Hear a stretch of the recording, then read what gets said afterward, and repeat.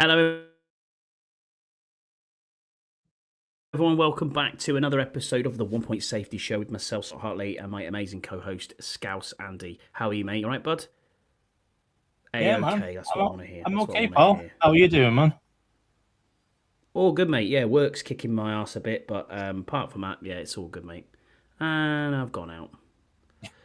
This internet connection, man, what is going on? Sorry about this. If you're watching on YouTube, I can apologise. We haven't got StreamYard issues this week, which is great, so you don't have to look at our dulcet tones for the first 30 seconds of That was just the internet. intro. That was just the internet. Yeah, it's everything. Yeah, it's not going well. As always, mate, we'll start off with our sponsors. So Dunstable Town FC's Talk of the Town podcast. We are their sponsor for this year. We're also Oddballs sponsored by them.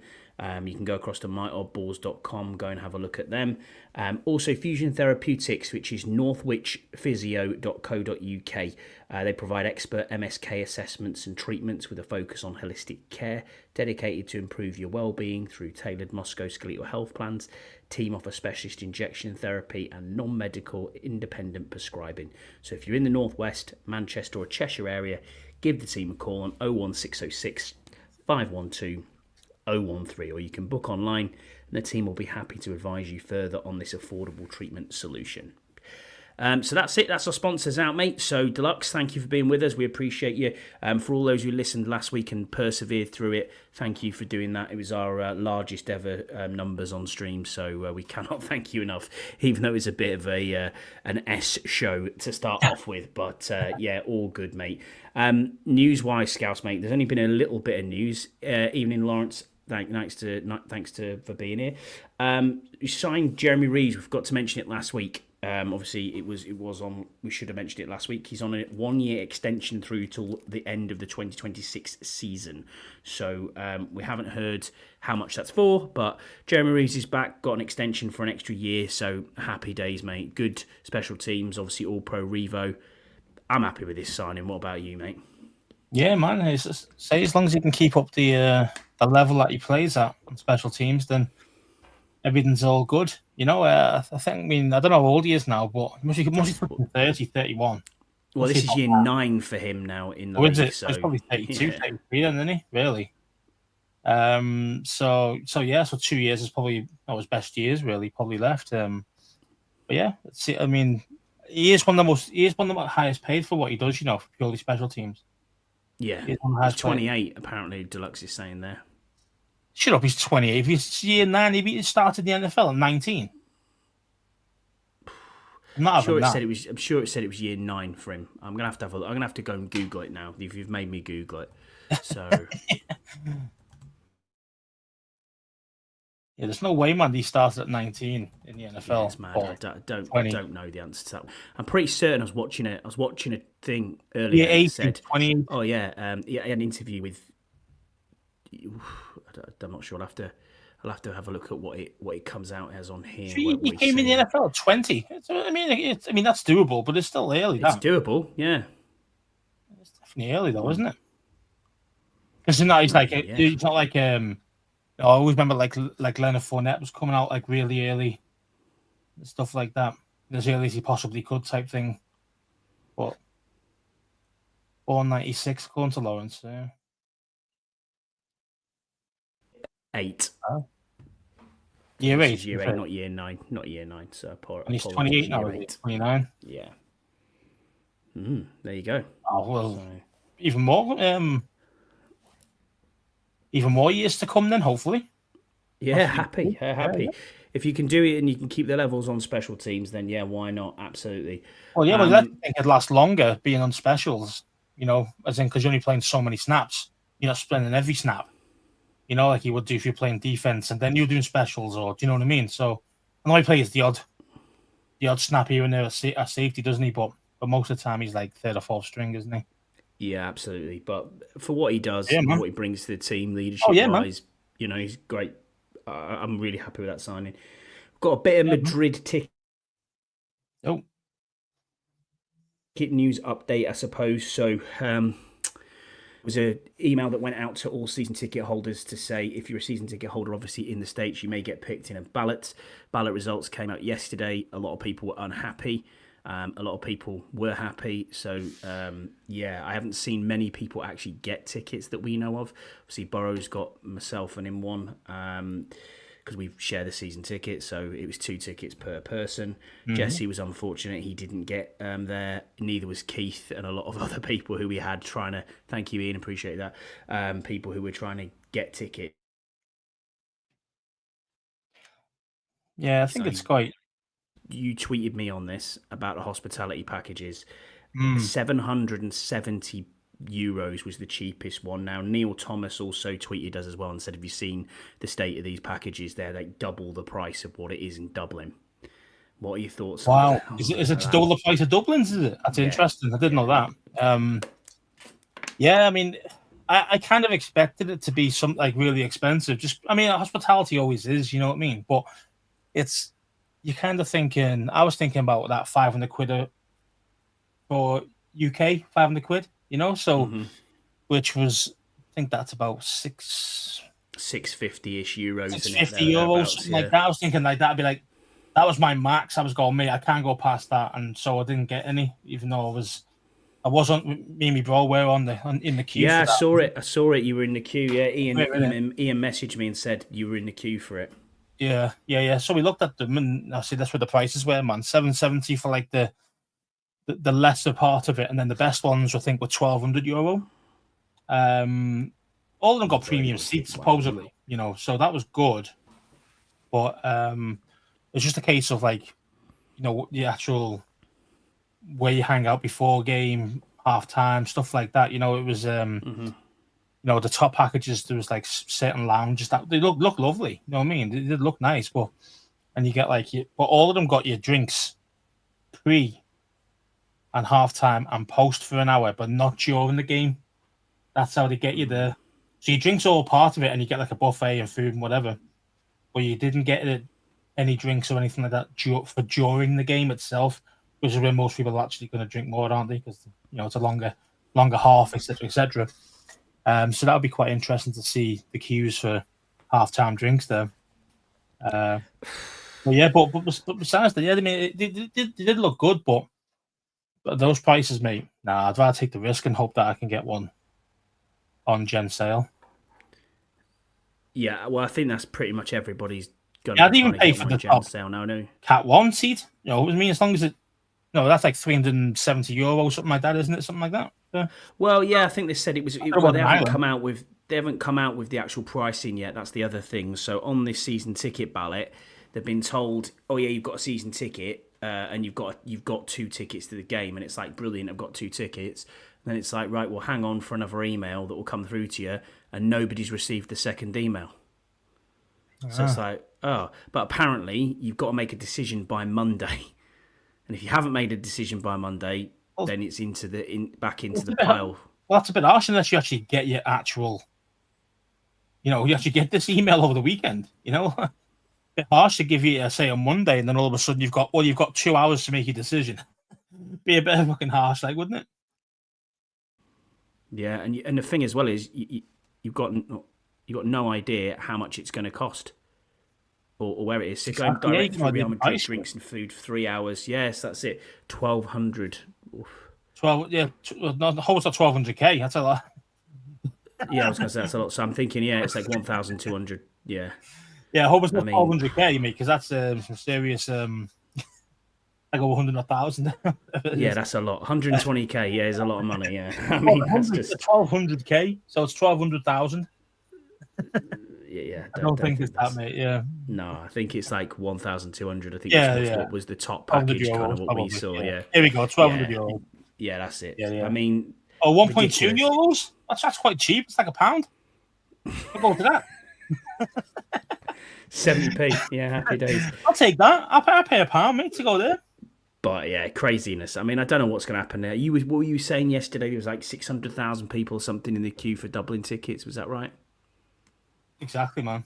Exactly. There was. Yeah, there was crazy amount for the Island games. Surprised though that you're saying that they're cheaper hospitality-wise than say Real Madrid. I mean, that's interesting. It's interesting. I thought it'd be pretty similar prices. Yeah. But maybe because it says the very first Ireland game, isn't it? As in regular season. So I thought that would be the same type of thing for Spain. You know, it's first regular season, first ever game. I know there's been games in Ireland, just not regular season, isn't it? Right. Yeah, I'm not sure if they've ever I know had there's college an games, I NFL mean, game. They've had college games, yeah. college games and stuff. I'm unsure about an actual regular season Ireland game. I think that's it. I No, think this is the first ever regular season game, yeah. As far as I'm aware. So those prices should be, you know, pretty similar. But if you're saying that there's a big difference in hospitality prices between the two, then that makes it more concerning for what potentially the normal tickets will be. So, because didn't we see the what was it? Like the Cat One prices in Ireland was something like €370, something like that for Cat One. About that, yeah, something like that. So you like to think you're hoping there's going to be something less similar, but I say, but if hospitality is more expensive, then you're probably looking at tickets might be even more pricey than that for Cat One. So yeah, it's going to be grim, man. That's if you want a Cat One. Obviously, I don't. We'll I see prefer, what happens. I prefer Cat One or Two. I mean, but anything in the gods, I'd rather watch it in the fucking bar. Do you know what I mean? Oh my God, yeah, that's a Scouse package. Which one's that one? The 1200K. Is that the Scouse package? Yeah. 12. No, 1.2 euros. Oh, the 1.2 euros. Yeah. I think that's where he's going with that. People the pet. No, it's me. Of course, he was talking about the 1200K. Yeah, of course he was. Absolutely. Other than that, mate, there's no real news, is there? I mean, we've got 40 days or 30 odd days, whatever it is, until training camp starts. So there's not a huge amount to talk about, but we'll try and get there. So one thing that did come out was Pete Prisco of CBS Sports did his annual top 100 list in the NFL. And is it too early now to say that Jayden Daniels is one of the best players in the NFL? Now, he's ranked him as the 5th best quarterback in the NFL. So I'll go through it here. So Mahomes, he had obviously as 1. Josh Allen as the 2nd best quarterback, number 4 overall. Then he went with Lamar Jackson, who was 6th overall. Joe Burrow, 7th overall. Then Jayden Daniels at 33. Now, do you think it's too soon to be crowning Jayden Daniels and saying, yeah, he is in that elite category, top 5 QBs? Or is it, do you not think it's too soon for that? I mean, I'd probably say it's a little too soon to say he's a top 5 QB. I mean, don't be wrong, we had a fantastic season last year, and hence the reason why he's rated so high. But you got to think of it as, that was one season, Let's see it do it 2-3 years in a row. Let's see it produce those high-level games regularly. And once he does that, then definitely he's a top 5 QB. But until then, I mean, it's only a little bit higher than probably what I think he probably is, to be fair. So, it's because there's not many top quarterbacks really in the NFC side of it. Most of them guys you mentioned, they're all AFC, aren't they? Yeah, I mean, then you look at it and you say that Prisco's got Daniels higher than Herbert, Stafford, Hurts, Prescott. There's a lot of... The thing is, though, I mean, there's always flaws and against for any quarterback that you're going to mention. Dak, he's been pretty solid his career, but he's injury prone. So you don't know what he's going to be like this year because he's been out most of the last season. So it's kind of with a bad ankle, wasn't it? It was a bad ankle. Did he have? Did he break his ankle last year? Or was it the year before he did that? I can't remember. The thing is, I disagree. Either way, he was out. Last year he was out as well. I don't disagree with his rankings on who he's got in the top 5 QBs. I think that's kind of almost spot on. I would say that. Right. I'd say that's about right. Yeah, I would say so too. But is Lamar Jackson better than Joe Burrow? I mean, it's potentially comparing apples to apples, isn't it? If you're looking for a dual quarterback, then you'd say Lamar's way better because Burrow he runs a little, you know what I mean? But he's not a runner, you know what I mean? So, with the other guys are genuine runners, aren't they? Mahomes can run, he can run 50 yards if you give him the space. Josh Allen, as you know, can run through people. That's what I mean, yeah. And he is a two. I get it. Joe Burrow is probably the first purely pocket QB, really. That's ranked as highest, if that makes sense. And then JD is obviously another dual threat. So it's going to be. I say Lawrence. Yeah, Lawrence is right there to say that he's a two-time MVP. Absolutely spot on. I agree. Completely. I think, but the problem with Lamar Jackson is, does he get it done in the postseason? And the answer is no, he doesn't. And that's part of the difference. That's why you would say that, Patrick Mahomes is right up there as obviously the number one overall. And that's what Prisco's saying here. He's saying, look, the guys are up there, and this is my rankings of who went through quarterback. Marcus, thank you for being with us. Appreciate you, mate, and thank you for your kind words on there. He said, I posted my Facebook group Sports View to keep up the great job. Thank you for that, mate. Appreciate you.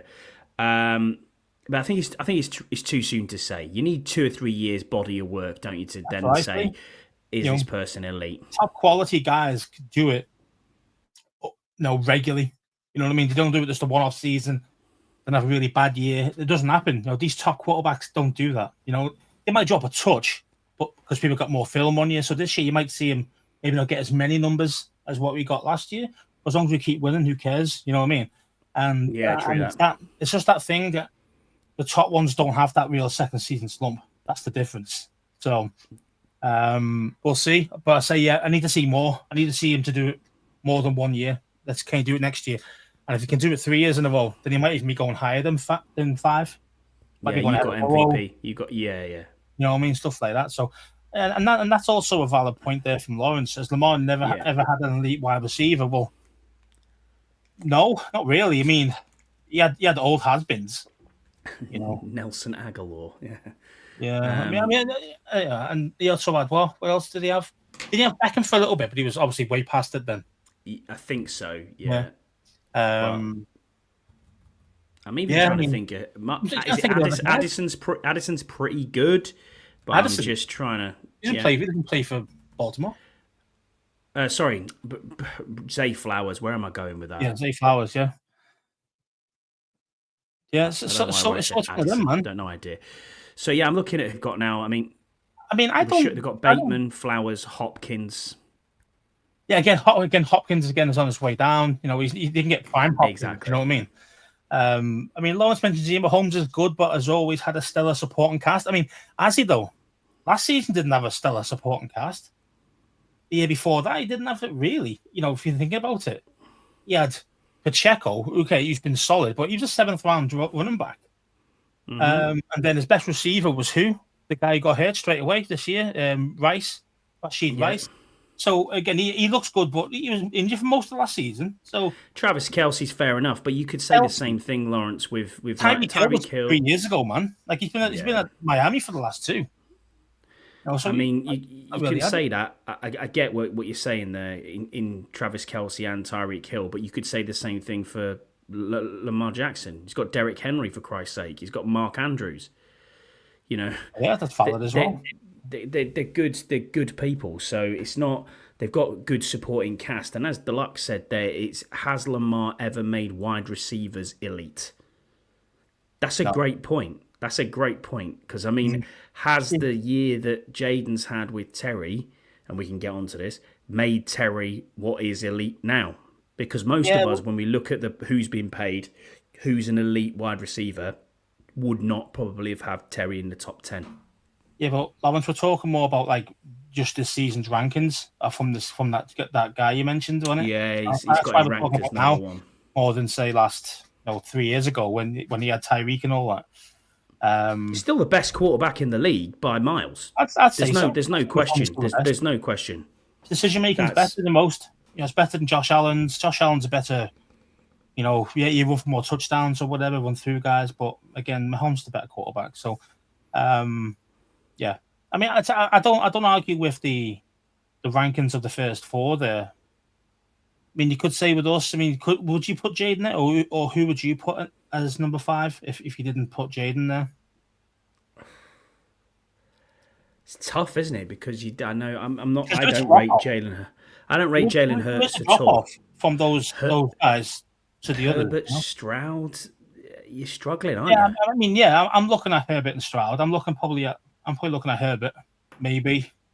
But even then, it's like Stafford, yeah. But prime Stafford, yeah. Sure, he'd be a top 5 QB, but again, he's on his way out. He's old now. You know what I mean? He's been having injuries with his elbow. I don't think he's as good as he was. So again, I think he drops the league. He drops the level a little bit. So I mean, then you're into the Baker Mayfield territories, and and again, he's a playmaker, and he's a good quarterback. He's a good quarterback. But again, would you put him top? You put him fifth in the list? I don't know. I'll probably put him top 8, maybe. Maybe at a push. I mean, at the lowest, I'd probably say top 10. But I wouldn't probably put him fifth. So I suppose. I mean, I suppose he's probably saying it is. Really. Probably saying it is Jayden at fifth. I mean, I think he's got the upside to be fifth, or even maybe even fourth ahead of Burrow. Eventually, but obviously that needs to be. He needs to do it more. A couple of years, say, at the highest level. He doesn't have a big drop off, and then we can see from there. I think his rating will go up higher. But until then, yeah, I mean, so I think I'll probably say it's a little higher at the start, but then saying that it might be like seventh. You know what I mean already. Yeah. So it's not massively off, even if you think he's wrong. So, don't disagree with that. Do not disagree with that. I'll forget. Yeah, that's what I'm saying. Terry. I mean, people mention about Terry. Did our guy make Terry elite? But I said he's been elite for years because he's put up good numbers with crap quarterbacks, 15 quarterbacks or whatever the hell it was. So it's only last season when he starts to get the recognition because he got more touchdowns. That's the only difference. We got the same yardage, maybe a little bit more, about 100, something like that. But I say it's more the touchdowns this time around. That's because better quarterbacks throwing the ball in the red zone. So, it's Terry's always had that skill, and we knew he was elite. Well, I think some of us thought he was elite, and then people think we knew he was just good. But then obviously Jayden took him over the top. But to be fair, as long as he had a decent quarterback, if he had a decent quarterback his whole career, he'd be way in the top 5 wide receivers in the league. Oh, people would talk about him totally different, and the 40 million would be no problem whatsoever. Do you know what I mean? It'd be because that's just how it is. That's how talking heads and medias work. I mean, the other 2 players that were in that list of top 100s were wide receiver Terry McLaurin, who was 81, and then at 88 it was Bobby Wagner. So we obviously got 3 mentions about that. Yeah, I thought he had a really good season. At 34 years of age, I thought he was outstanding for what he did. Do you know what I mean? He can still play the pass, even if he doesn't cover much. But well, he never has. I mean, his whole career, but he's never been a covering linebacker. He's never been very good in coverage. But it's just one of them things with Wagner. Yeah, you know what you're getting. You're getting a tackling machine. He's going to get 100 plus every year as long as he doesn't get hurt. And to be fair, he's been pretty solid most of his career. He's been around. Doesn't get injured too often, as in where he's going to miss games. I mean, the only thing I'd say though, because he is 34, coming to 35, is he the 18th best player in the league now? Do you know what I mean? That's my only thing, because obviously he's still obviously very good, but he's not as good as he was when he was in his prime, which is absolutely, which is understandable. It's understandable, but it's just a case of is he still. Should he be ranked that high still? I don't know. In 100 players, I'm not certain on that. That's something you have to deep dive on because it depends on who else and depends what you're looking at. You can't, like you say there, he's got 5 QBs in the top 33. Mm-hmm. So what else is there? Top 7? That's what I'm saying. Yeah. So it's just which is a bit crazy, but there you go. So speaking back on Terry, then still no contract. Obviously, I'm not expecting one immediately. I'm still not worried about this in any way, shape, or form. I still think it works. I still think I still think we get this done. I don't think anyone in the building, from the noises I'm hearing from DQ, from other people when they were in the building talking through their press conferences, I don't think they're not going to sign Terry. There was a lot of chatter this week around 35, 37 million. There or thereabouts. Some people were saying it's because of the 3rd year. It's because of guarantees. Basically, we don't know, is the answer to the question. Yeah. We've got no idea what is actually going on. But this happened last time, and they got it done. And this time, I think he gets done as well. He's a glue guy. He's a locker room guy. He's there for what he's there. Do you know what I mean? But he should be. Do we overpay? Just give the man his money, man. Doesn't matter. Yeah, at the end of the day, For what he it's not means, our money, for is what it? he means to the team, it doesn't matter. And that what I mean by that is, and I'm not trying to go. People might come out when it eventually does come out and we sign him. People will come out and go, "Oh, we've overpaid," and all this. The salary cap goes up at least 25 million every single year. So you have to factor that in. You have to factor in the fact as well that we haven't got massive contracts on the books right now. Yes, we've got people to pay. And the other thing you've got to factor in, and I'm sick of people hearing it, is do a bit of research.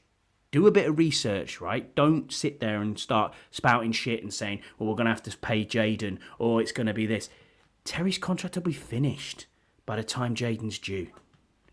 Very true. Just think outside the box. Just pay him now before. Yeah, because this is his big contract. Let's face it. This is Terry's final big contract. Of course it is. So if he gives us still 3 years of high level play, after that there'll be 1 year deals. It'll be and it won't be anywhere near 30 mil, 35 mil. So just because again the age factor and all the rest of it. So yes. So I mean, I'm saying I'd pay him. I mean, yeah, would 35 be technically overpay? Yes, I think it would. But in saying that, you get what you pay for. I'm always a firm believer in that. You get what you pay for. If you want high quality, you got to pay the high quality price. It's in the story. So listen, Scouts, if they turn around tomorrow and said we've signed Trey Hendrickson to a $36 million deal per average per year, no one would bat a fucking eyelid. Yeah, because no one would bat an eyelid. You're going off 18 sacks a year for the last 2 years. That's what I'm saying. This guy broke records last year and was an all-pro. Yeah. No, well, second team all-pro, I get that, but he had his best season he's ever had. Mm-hmm. This guy means so much to this team. He's been a face of the franchise for so many years. Now it's all about Jaden. He understands that, but he is alongside Jaden as the face of the franchise. He's never been injured. He's got everything that you could possibly want from a wide receiver. He gives you everything on that field, and he's rarely injured. I think he's missed 2 games his entire career through concussion. He's had high ankle sprains and other bits and pieces, yes, but he's played through them. And what does he give you? Pay the man his money and just move on. But I don't think it happens until... Listen, if we're 2 or 3 days, maybe a week before training camp, and it's still not done, that's when I'll be... Shit, that's when I'll start worrying. Yeah, I mean, I think it was Deluxe who mentions it here. The Terry Jaden connection started slow, which it did. When we were there, was it game 2? Yes. Giants, wasn't it? First home game? Giants, first home game, week 2. And it wasn't very good, let's face it. Jaden moved the ball, but with Terry, not using Terry that much. Mm-hmm. We wanted obviously the 7 field goal game. But this season should be in sync. Now, I get that, I understand that, but I say if Terry keeps holding out, maybe this sync might not be as good as you think. Do you know what I mean? So it's you'd like to think it would be, but again, is Cliff going to change things? There might be some different plays that that Terry's not running those routes because he's not training at the moment. See what I mean? So there's potential there for things to be a little bit out of sync, especially at the start of the season. But hopefully, say it gets done pretty quickly. I think someone mentioned. I think it might have been Lawrence, actually. His previous contract didn't get done till the 5th of July. Yeah, there you go. Yeah. Yeah. So as long as it's done before that or around that time, then that's all good, But yeah, as I say, I think, as you say, we haven't got many superstars, as in superstar wage contracts. And let's face it, how many times have we had some god-awful guys who've been on fucking ridiculous money, who've been absolutely shite? Oh, this guy's been proven. So this guy's been proven for years. I'd give him it. I mean, I say it's not our money at the end of the day. And we can always try and wangle things out. Always wangle things, kind of higher up from bonus or whatever it is to lower the cap, whatever it means, whatever it is. It's just like we've got the cash. We've got a lot of owners who've got dollar. It's kind of just give the guy the money. Give the guy the money. Absolutely agree. Absolutely agree with that completely. We've got to talk about it a little bit here. I mean, a good point here. I've starred the question from Lawrence there, so I'll bring it up. He's basically said, off topic, what do you think about Stewart's situation in Cincinnati? I've watched it. I've watched bits. I've watched Adam Schefter talk about it. I've seen Pat McAfee talk about it, this situation with his contract in Cincinnati. I think he has every right to continue to do what he's doing. And I think the Bengals are just being absolutely cheap and are not getting this done. This isn't about money for him. It's not what that's about. It's about injury compensation. So if in training camp it's written into his contract, Shamar Stewart suffers an injury, it will void all of the guaranteed money within his contract, but not just for the rookie season, the full 4 years. Yeah, and the same thing if he gets cut at any part of that as well, he loses all this guaranteed money. So they could cut him any time, and there's no money for the rookie. Now the thing is here is that is very, very sneaky. I thought it was very cheap. I thought it was very scumbag of Cincinnati, to be honest, to even try that shit, especially with the first rounder as well. You don't know. Yeah. You find this. You might think, oh, well, I'll try it. Maybe I'll try it with a couple of guys who are like third, fourth rounders. They won't say shit. But no, let's go for one of the more expensive guys. Started off to try and create a new mold. That was a big mistake by Cincy. No, big mistake. Cheap. It looks like they want to pay offense, but don't want to pay defense. Have you noticed that? Don't want to pay Hendrickson. Don't want to pay this guy. Is actually the wage structure that's actually been set in by the actual. I can't remember who they're called now. The CBA, is it, or something like that? NFLPA, yeah. Yeah, wherever they are. I mean, and that's the thing as well. Before this salary cap came in, players could negotiate anything. No, some guys were coming in who were like star running backs. They were getting paid fucking more than anybody else in the NFL, some dudes. And there were rookies coming in. And that's the reason why they stopped all that shit by rookies are having a salary cap of so much, whatever it is per year. You're right in what you're saying. It's CBA as well as collective bargaining agreement. That's what I meant. Yeah. So it's that kind of thing, man. It's like they put this structure in place, one, to help the teams. And now the team won't take it an extra bit forward and say, I'm going to try and take the piss. If you get hurt or we want to cut you because you're not producing, you lose all the guaranteed money of what you would have had in that 4-year deal.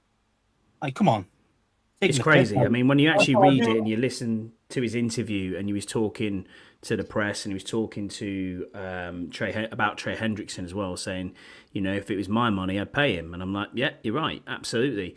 But why wouldn't you? The guy's 18.5 sacks last 2 years. Like, it's ridiculous. Each year. Not combined. I'm talking 18.5 sacks per year. Yeah, I know. The last 2 years. The guy is producing fucking crazy numbers, and yet you're going, oh, I don't want to pay him. But you're paying your wide receivers $28 million a year and $40 million a year, yeah, and you QB 50 a year. 40. Yeah, 50. You know what I mean? It's kind of like 3, I think. I think they're taking the piss, man. So I'm pleased that he's standing up for himself. And they say he's going to protect other rookies as well. Well, that's what he was saying. He didn't want to be the guinea pig for this contract situation. But it's what I will say is it's extremely good that his agent, whoever that is, has found that in the contract and gone. Yeah, the contract's like 30 pages long. 100%. Yeah, and they put a little line in at the end there to try and fuck him. You know what I mean? Who reads terms and conditions? Do you know what I mean? Yeah, we don't. To tell you that. I mean, I know I don't. It's kind of like what. So I mean, I know you pay your lawyer to do that, your agent or whoever, but still, it's like. He was on the ball. You know what I mean? He did his job properly, and I think that's the, well done from that guy as well. Dotting his I's, crossing the T's, and and since he's going to pay for this big time, because let's face it, right? As I think Deluxe mentions here, league's players are watching, so no one's going to want to go there. Say they want to try and trade for somebody, no one's going to want to go there, or even the rookies for next year and the year after. They're going to go, fuck this! I don't want to play for these guys. These guys are going to take the piss.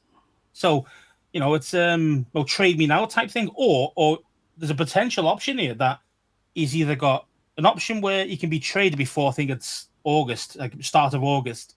He could be traded to somebody, or if he just doesn't sign his contract by August, he can't play the whole season. But then he can go back in the draft next year. That's right. Yeah, he can get redrafted. Yeah. So again, he's using a year earning money or whatever it is that he's going to lose out on. But in long term, might actually make it better for everybody. I mean, personally, I'd say trade me. I'm not playing for you fuckers. You've already lost my trust already trying to play that shit with me.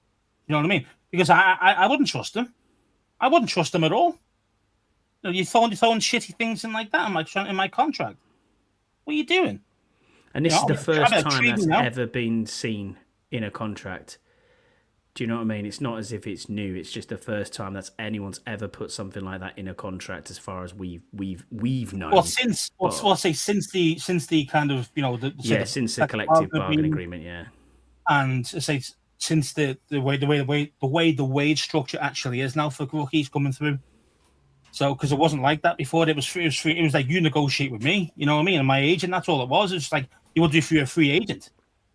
Even though you were drafted, you were still no, now you got to pay me. You see what I mean? So, and that's how it worked before all this happened. So, I mean, looking at that, Lawrence, and to your point there, he said he won't go first. He'd be lucky to go third rounder after a year out. You're probably right, but let's be fair there. If that does happen and he ends up getting redrafted and goes back into next year's draft, there's going to be some serious lawsuits here because of the money that's been lost. You know what I mean? Because obviously, as you said, you've allotted and slotted money for each pick within the first round, saying this is how much you should pay, this is how much you should pay in the second round, this is how much you should pay in the third, and so on and so on and so on. So if he's going third round again and he's lost out money for that for a year, yeah, this is going to end up in litigation, isn't it? Let's be honest. I mean, yeah, I think someone mentioned it. I think about Lawrence again here, and our money has changed the game, and it has changed the game. These are millionaires, so technically, him, Thomas Stewart there, can actually I can take a year off. My family ain't going to miss out. I'm loaded already. See what I mean? So it gives the players even more power nowadays with the NIL deals. I mean, look what happened to on the flip side. Look what happened to Quinn Ewers. He was offered $8 million to play next year in college. And this whole contract's going to be something like $3 million now. This 4-year deal that he's got because of where he got drafted. So he dicked himself. But so it can work either way for you or against you. But yeah, it's kind of, would I trade for him? I mean, obviously I'd need to know more about. I mean, from a player standpoint, yeah, I would. But it's a case of, is he just want the same as everybody else? From a contract scenario, or is he actually a bad kind of ego? Is he a bad guy in the locker room? So I need to know more about him personally in that respect. But I'm sure Peter's probably spoke to this guy because I think he was linked to us at some point. He was. So if they're happy with kind of the guy's mentality and who he is as a person, he fits our locker room, then yeah, I'm all for it. I mean, it's risky because obviously he's a rookie. You don't know how good he's going to be. Or at least he's going to be reasonably cheap, first round pick. Okay, but plus you'd have the fifth. Would you still get the 5th-year option? I'm not sure if that would. If he gets traded, well, he was a first round pick, so technically, I like to think he would be able to get the 5th-year option. Because you'd have to pay first round wage. Money, yeah. Because obviously you're trading for him, and he was a first rounder. But yeah, man, I wouldn't.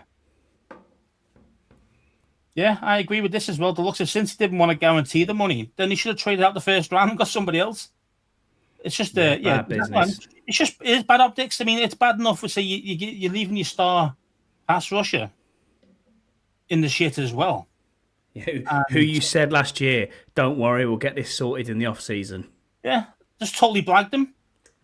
They're willing to pay like the big boys, Chase and blah blah blah blah blah, all the offense, but defense. If you're a defensive player, you're not touching Cincy with a barge pole because they'll find a way of trying to get out of it or fucking worm their way out of shit. You just don't want to pay for defense, so it's kind of mad. I really do. I think it's just a scumbag thing to do, and I'm glad he got called out on it. Agreed. We'll talk a bit about Edge now. So don't forget to like and subscribe to the podcast. We're really grateful of everybody who is a new subscriber.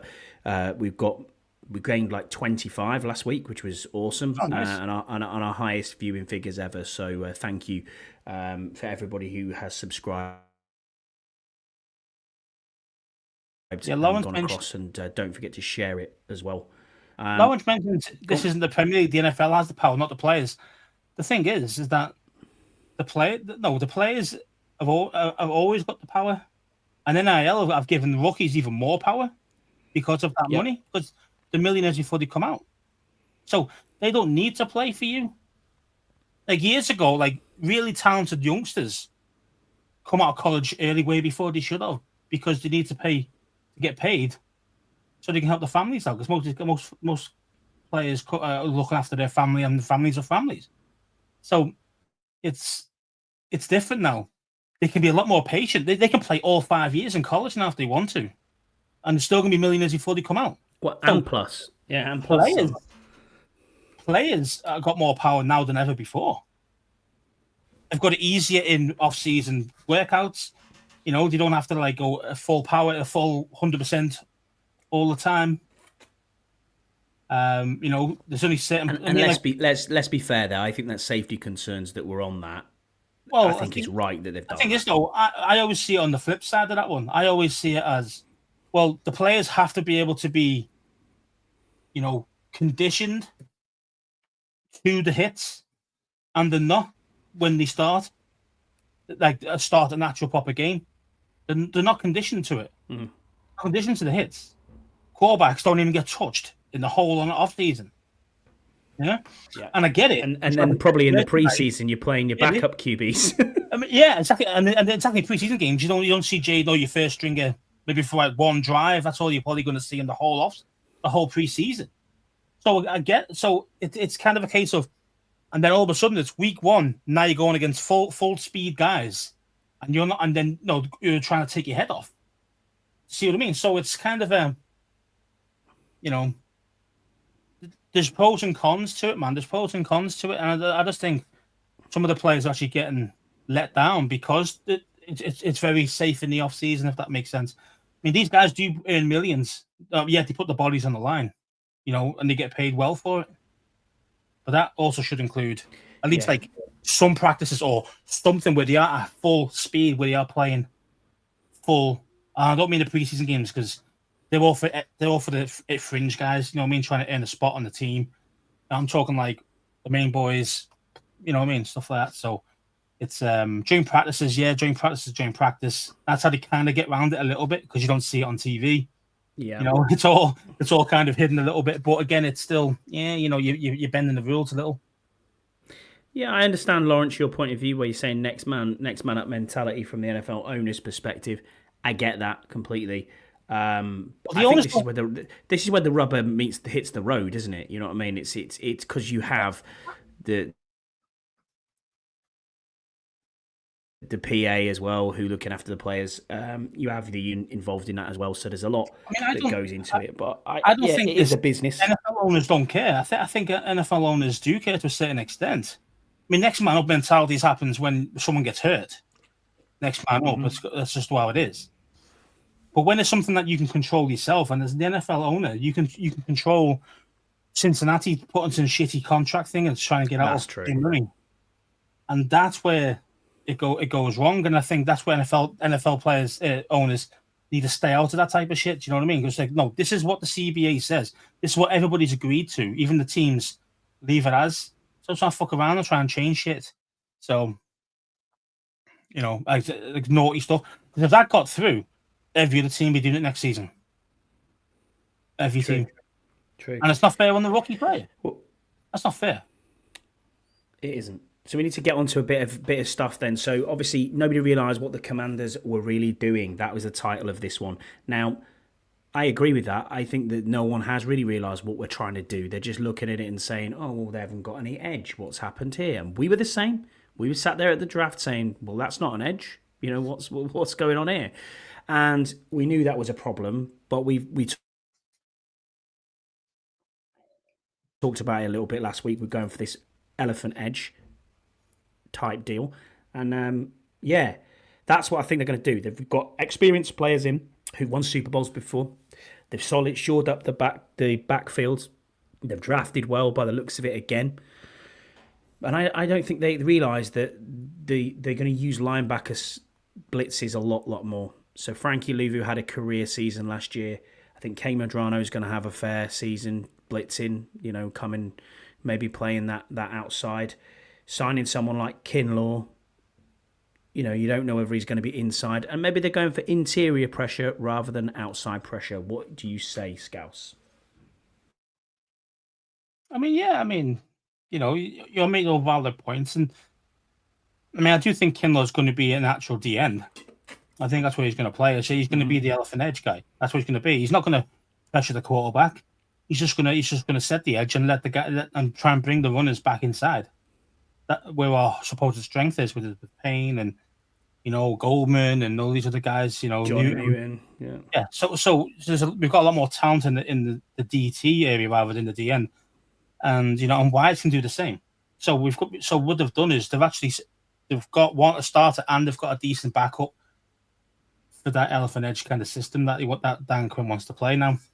And I understand that way of playing because we get gashed all the time. We got gashed if it wasn't out on the edge, it was right up the middle, So we're getting caught either way because we did over kind of play things or we're getting gashed outside. Well, we'll put extra guy out to the side and then we ran right up the middle and we had nobody there and we got caught again. I think this will be a lot more solid against the run this season. However, where's your pass rush coming from? And that's always the biggest problem. Yes. If you want to go back to the Chase Young and the who's the other guy on the other side? Sweat. Those partnership. Sweat was a far better pass rusher. However, he didn't really rush the passer that much because he was too busy being the guy who's setting the edge. Because Chase Young was doing his own goddamn thing, right? So, and then obviously we saw Sweat blow up as soon as he moved over to Chicago. And that's the thing. So, I hope so. Which one's that one? Yeah, I do believe that we're going to be better against the run this year. I do, but my problem is now, it's about getting back to that pass rush and who we're going to have. Exactly, man. Yeah, Arakpo and Kerrigan. That'd have been nice. Speaking of Kerrigan, behind me there, nice sign there. Redskins for life behind it as well. Yeah, the Redskins emblem there. Yeah, but my favorite player. So it would it be great to get another edge rusher? Yes, it would. It really would, and I do think that's the glaring hole in this team. I really do. There's talk here about it this week. We talked offline before we got on about some of the edges that have been linked with us again this week. Obviously, we've got Zadarius Smith, we've got Jadeveon Clown, who's a bit of a mercenary now. And then Matt Judon is the other one. I mean, would you kick the tyres and just see exactly if there's anything left in the tank? I mean, it wasn't that long ago where he was kind of one of the most feared pass rushers in the NFL. 27.5 sacks over 2 years in 2021, 2022. He had an injury in 2023 that restricted him to 4 games. But then last season with the Falcons, he got 5.5 sacks. And then they didn't come to another deal. So do you give him a call and say, hey, what juice have you got left in the tank? We know you're a veteran. Peters has hit on veterans in the past when we look at Ertz, we look at, Bobby Wagner, for example. What are your thoughts on someone like Matt Judon coming in? I mean, if he's better than what we've got, then it's an upgrade, isn't it? Mm-hmm. That's what you've got to see it as. Is he better than what we've got? And if he is, if he's still got it, then yeah. But 5.5 sacks is still okay. I mean, yeah, okay, it's not the Matt Judon love said before a couple of years ago where he was 14 sacks and, all those types of things. Whatever it was, yeah. But, it's one of them, man. Like, there is a reason why they're still out there on the market. There's a reason. Of course there is. But Judon, he said he could be a bit more solid than the other two. I don't really. I do think Clowney. Yeah, he's not it. He's not it for me. And plus, he always pays shitloads of money as well. He always wants like 20 million. That's why I call him the mercenary because he's just out there. Don't care who you are, what team you are, what your scheme is. Just give me the money. I'll play one of your deals everywhere. Give me 20 million a year. That's exactly that. Yeah. But yeah, I mean, if there's anything left in Judon, then yeah, sure. But again, it's how do you know he's got some left? Unless you get him in, you have to pay him before he starts trying out. You know what I mean? I mean, at the moment, that's it. At the moment, what we looking at? I mean, we've got who's our edge rushers at the minute. Obviously, we've got Dorrance Armstrong on one side. Are you looking at? Well, he's gonna have to be your main guy, Jean Baptiste. Yeah, that's what I'm saying. Like these guys, I mean. Even Armstrong doesn't fill you with loads of confidence. Yeah, he's had some good games where he's had a couple of sack games, and yeah, great. But he's not very feared. Let's face it. But this year because you don't have any other edge guy, then they will just double team Armstrong, or they might try and stop Luvu coming up the middle. Yeah. You know, play next to guy in the front line there and say, come on, then try and get us now. And the QB's got time. It doesn't matter. Lawrence, you know, secondary will help with the pass rush. Yes, to a certain extent. However, you know, your cornerbacks are only going to give you, like, say, that 4 seconds of being able to keep a receiver locked down. If a QB's got 4 or 5 seconds to throw the ball, mate, he's going to find a receiver. Someone's going to get open, and that's just how it is. No matter how good your corners are, you still need the rush. You still need to put pressure on the quarterback. Otherwise, you no matter who you are, NFL guys, if you get 5 seconds to throw the ball, they're finding somebody. It doesn't matter how bad they are.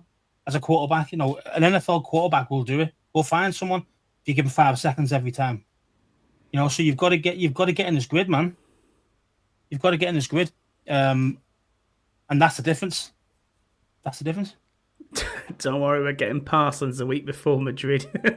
Alex Tank. Can you imagine it? Oh, my word. Oh, to be fair, have Dallas actually sort out the money situation to be able to pay him yet? No. Because, you know, he's going to be asking $40 million a year, isn't he? Let's face it. Yes. Oh, that's going to be JJ Watt type money. Oh, sorry, not JJ. TJ Watt. Mm-hmm. That's the money he's wanting. He needs a new contract. Deal, man. He wants a new deal. Yeah. Because I think he's up soon. Yeah. Yeah, so I mean, you know, say so. You know, maybe, you know, let's try and trade for him instead. Well, maybe if it's not working with Hendrickson, yeah, maybe. There you go. I tell you what we could do. We'll just do a double deal where we'll take Shamar Stewart and we'll take Hendrickson, please, and we'll give you a first next year. Interesting. I'd do that. I'd probably do that as well. To be fair, that'd be like some serious kind of upgrades, and then again, good quality backup as well. Yeah, we'll give you Jean Baptiste in return. Thanks. I don't know. I don't know. Yeah, I'm not sure. First and a handshake. Yeah, jugs machine. Yeah, exactly. Yeah, I mean, right. Lawrence, he's always bigging up JD. He loves how JD plays the game. And you know, Dan Quinn would love to have him, and he loves playing for Dan Quinn. I think he would definitely come to us if it was a possibility Dallas would trade him. But I just don't think Dallas would want to play ball with their star rusher and us. I just can't see it. You know what I mean? So same. Yeah, yeah. Maybe. I like Armstrong. I actually think he's pretty decent. I don't think he's as bad as everyone makes out. And he had an all right season. So yeah, he didn't set the world alight. If he's truly the only edge pressure that we're going to be able to produce this year, just double team him, mate. If you do nothing, he'll do nothing. As McGregor would say, you'll do nothing. You know, and that's just how it is, man. So this is why it's so much pressure on like Luvu or Payne or Newton up the middle to actually get some real actual pressure on the quarterback. You know, it makes it a lot harder. So yeah, maybe. But there you go. I don't know about that. You're right. On the with who are we talking? 2000 Lewis? No, he was. Yeah, but he's in the team. Yeah, but he wouldn't have been. Well, could he be that leader? Potentially. I mean, unlikely. I mean, obviously, you probably know that because you've got more, mate. But I wouldn't know that one too much. I wouldn't either. We'll get into our fan questions anyway. And Deluxe is in the chat, and his question is the first one that we got. He said, "There's been a lot of conversations about luck lately. Is it fair to say that good teams take advantage of good luck and can overcome bad luck, whilst bad teams will rely on luck?" I just think the better teams are just more consistent. That's it. You know, and that's the difference, and they can consistently play at a higher level. So you might get so you might be unlucky one minute, you might fumble the ball that wasn't meant, or a bobble pass that falls into the corner's hands or whatever. But good teams will always come back. You know what I mean? So because they normally play at a high level consistently. Yeah, that's why they're the better teams. So. Yeah, and I do agree with the second part where bad teams just rely on luck to win games. I think that is the truth. I think, I say Because if you're not as consistent and you have really bad plays, stuff like that, you're gonna get torched in the NFL. That's just how it is. So you're hoping for them to drop their level rather than you improving your level. Does that make sense? Because they haven't got the skill set or the scheme stopping or whatever the hell it is. They're hoping that their opponent drops. So which means that we get lucky, we get 5 turnovers in a game because there's mistakes that would normally happen. So I definitely believe in that. Bad teams definitely rely on luck more than good teams, 100%. There we go. Lawrence has come up with some I agree with idea. that. I think the premise of the question was spot on, Deluxe. So least points conceded. DNs were Rob Burnett 10.5 and Michael McRae 6.5. Wow. Yeah, I don't know who they are. Yeah, I don't know about guys either, to be fair, but fewest rushing yards allowed in the NFL in a season. Okay, fair enough. Yeah, fair well, enough. I'd say, is that purely down to the DNs? No, it's they had, all pro Ray Lewis there. They had a great secondary. You know what I mean? Like there wasn't just. And I think that's the point that Deluxe was trying to make by saying you don't need an 18.5 sack guy. By using the elephant end and up the defense to what we've done in the off season. I think is though. I mean, obviously you're trying to compare us to like one of the best defenses ever played. It's like, wait there a minute. Their scheme is obviously set up exactly right. The linebackers are probably better than ours. The secondary probably better than ours, even though I think ours is quite good. Now with the upgrades you've had this year, I do believe we're actually much better in the DB room. But we're not the bloody 2000 Ravens, or we're not the 85 Bears. You know what I mean? Like, we're not those teams. And we'll see. We'll wait and see how it goes. But again, all you see though is, of course you're going to try and mask your deficiencies. That's the whole point. Not everybody's got the perfect team, but teams will play on it all the time until you find the answer. Until you find the answer of stopping the run, then they keep doing it. If you try the elephant end and then we tend to be pretty good against the run, then they're going to try and do something different. They're going to try and do maybe kind of screens and stuff like that. To try and get in the outside and try and beat us that way. So, and then obviously the odd deep shot. Those things are going to be all part of the game. But it's kind of a case of, can we minimize it? Can we minimize the damage? Yeah, that's what it's about, isn't it? Of a good rusher on the other side, opposite Armstrong. That's the only thing that's my only question mark at this moment from the defense is that. So, and again, you won't know until we start playing, but. Yeah, it's always going to be a question mark until that. It's the elephant, says Lawrence. I mean, I get that you're saying we're the elephants. I mean, as long as I don't see Scous's elephant in Madrid, I'm quite happy. So there you go.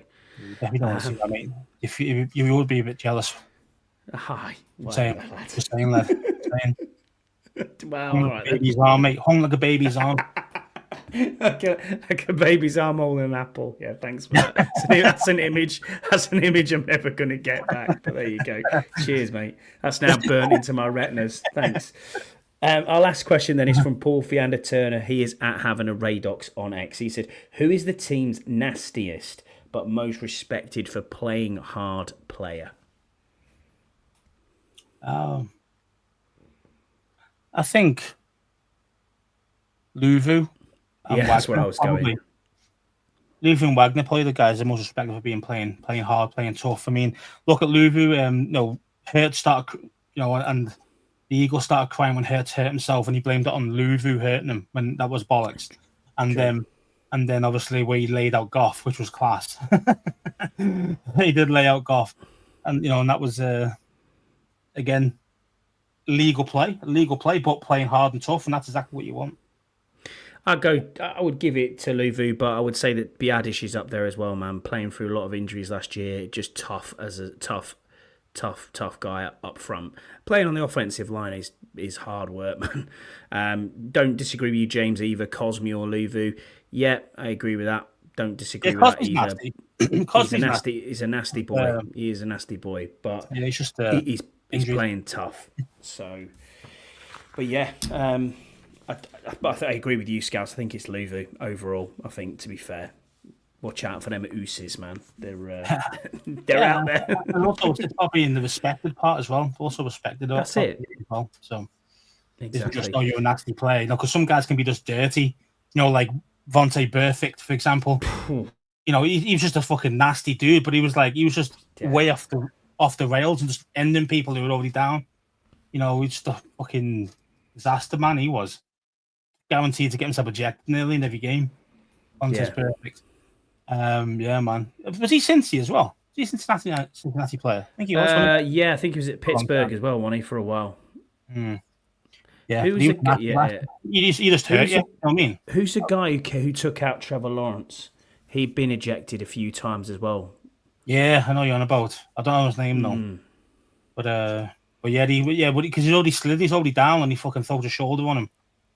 Takes him clean out. Yeah, I mean, I'm all for hard play, but when the guy's giving himself up, like for me, the difference one there is that though, like for example, Lawrence there, he was giving himself up. Whereas Mahomes pretends to do shit like that and then carries on running. So that's why I don't mind if someone tries to end Mahomes because you think he's going to carry on. I'm okay with that because he's trying to play the game. He deserves to get smoked. He does because he does it. Even you've seen it. I mean, look at what against us. Was it against us last year when he got hit when he was going out of bounds, but he wasn't really out of bounds yet, and he was still a runner. Was it against us? I can't remember. But he got Did we play him last year? Didn't we? No. I do know. I can't remember who it was. No, but this guy. Azir Al-Shalari. Thank you, Lawrence. That's who it is. Azir Al-Shaair. Al-Shaair even. Yeah. Houston free game. That's the one. Yeah. Lawrence got all. He's the stato, isn't he? No? He's the stato, mate. Yeah. We need to get on that. It's good to have Google too, but yeah, I know what you mean. We appreciate you. But that just about does us, Scouts. I don't think there's anything else to going on. I mean, obviously everyone's away. There's nothing to really talk about at the moment, so it's a bit tough to push a pod out. But we thank everybody who subscribed last week. Thank everybody who's been in the chat with us too. We can't thank you enough for being with us, and obviously, keep subscribing, keep liking, keep sharing the content if you like what we're doing.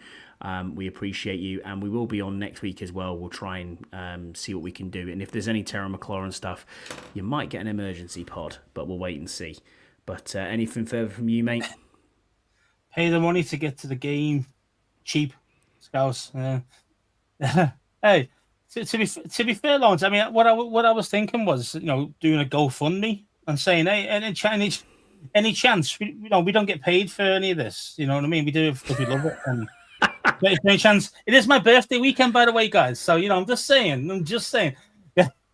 But why not? That'd be awesome. That'd be awesome. Now that'd be a very nice birthday present from the guys. But yeah, man, that'd be awesome. Pay hospitality. That'd be nice. But yeah, man. Aaron Donald was nasty as well. Yeah, I agree. Aaron Donald was nasty. He was. He's one of the greatest players to ever play the game. You give me €1,200, mate, to go to to go there. I'll wear the pink elephant. Right, and on that note, we'll see you next week. Thanks everyone for being with us. Bye.